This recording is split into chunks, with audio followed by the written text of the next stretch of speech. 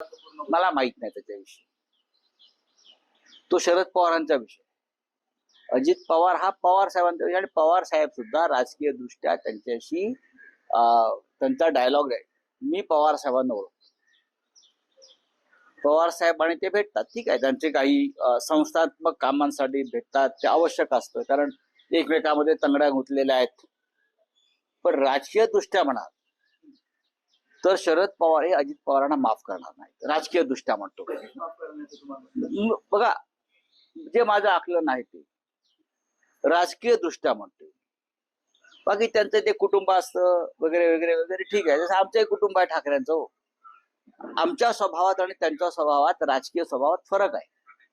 पण मी त्यांना जे काय त्यांना मला माहिती आहे त्यानुसार ते ज्या पद्धतीनं अमित शहानं अजित पवारांना हाताशी पकडून पक्ष फोडला, ही का फार मोठी महान विचारधारा वगैरे नाही, घाबरून पळून गेले लोक आहेत.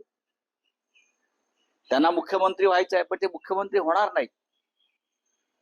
अजित पवार हे कदापि भाजप बरोबर राहून मुख्यमंत्री होणार नाही. एकतर त्यांना पूर्णपणे भाजपात विलीन व्हावं लागेल त्यांचा पक्ष, आणि भाजपचे म्हणून त्यांना भविष्यामध्ये कदाचित संधी मिळेल.